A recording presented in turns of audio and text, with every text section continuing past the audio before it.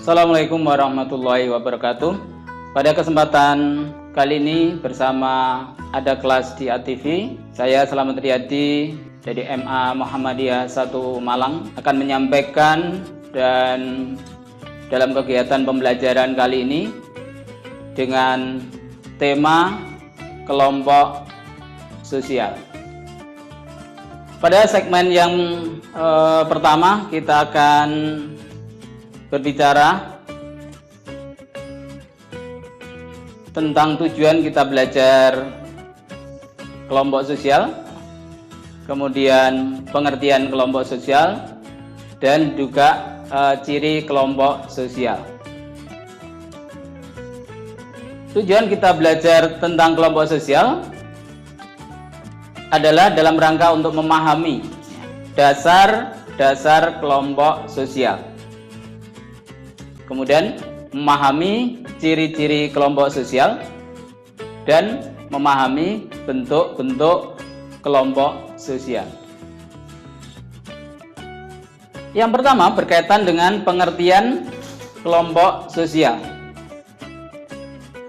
Pengertian kelompok sosial menurut Suryono Sukanto adalah himpunan atau kesatuan-kesatuan yang hidup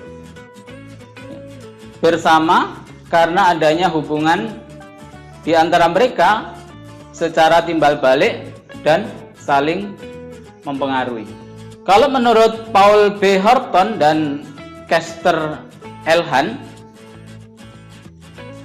berpendapat kelompok sosial adalah suatu kumpulan manusia yang memiliki kesadaran akan keanggotaannya dan saling berinteraksi.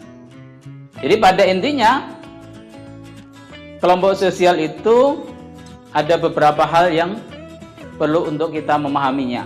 Yang pertama merupakan himpunan atau kesatuan manusia.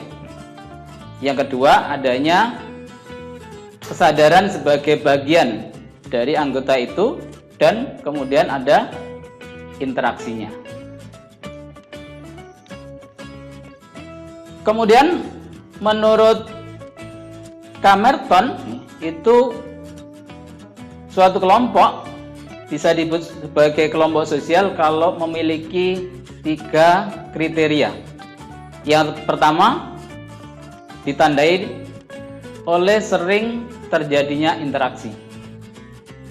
Kemudian yang kedua, pihak yang berinteraksi didefinisikan oleh yang lain sebagai anggota kelompoknya. Jadi artinya bahwa menurut orang lain menganggap bahwa mereka itu adalah bagian dari kelompok itu. Kemudian yang ketiga, pihak yang berinteraksi didefinisikan oleh yang lain sebagai anggotanya.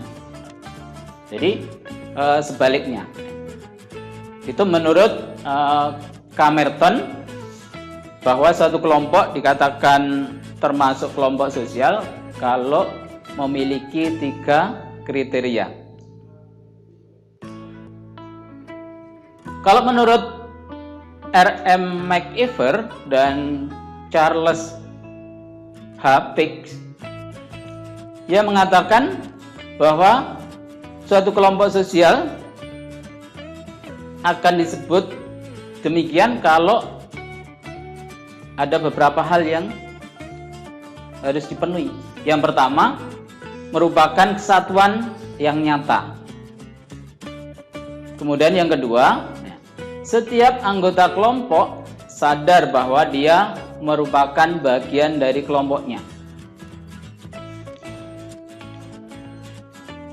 Kemudian yang ketiga, adanya faktor yang dimiliki bersama. Ada faktor yang dimiliki bersama tentu bermacam-macam ya. Faktor misalnya profesi, faktor karena kesamaan tempat tinggal, kesamaan kepentingan dan lain sebagainya. Kemudian yang keempat, memiliki struktur, aturan-aturan dan pola perilaku. Jadi memiliki struktur itu artinya ya ada semacam susunan ya, atau tingkatan dan aturan. Nah, aturan itu ya bisa ada yang disebut sebagai memiliki tata tertib atau memiliki hukum yang mengatur, ketentuan-ketentuan yang mengatur, dan juga adanya pola perilaku. Dan yang kelima itu ada hubungan timbal balik dan saling mempengaruhi antar anggotanya.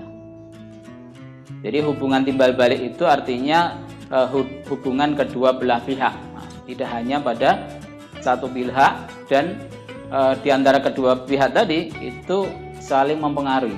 Ada interaksi, ada komunikasi, dan hal-hal yang lain yang dibicarakan di dalam kelompok.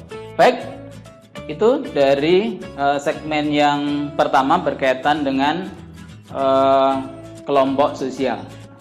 Dari segmen yang pertama tadi, maka kita bisa memahami tentang pengertiannya, kemudian ciri-cirinya, dan juga hal-hal yang menyangkut kriteria yang bisa disebut sebagai suatu kelompok sosial. Sehingga dari definisi, kemudian ciri, dan juga kriteria ini tentu kita bisa tergambar di dalam pikiran kita, di dalam benak kita, yang mana di dalam kehidupan ini kita sering melihat ada kelompok-kelompok, ada kumpulan-kumpulan orang, kumpulan manusia, tetapi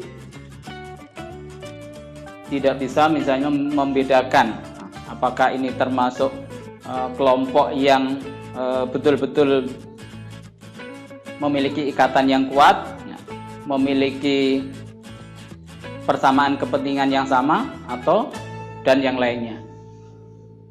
Baik, pemirsa ATV yang berbahagia, untuk segmen yang kedua akan kita lanjutkan sesudah segmen yang pertama ini.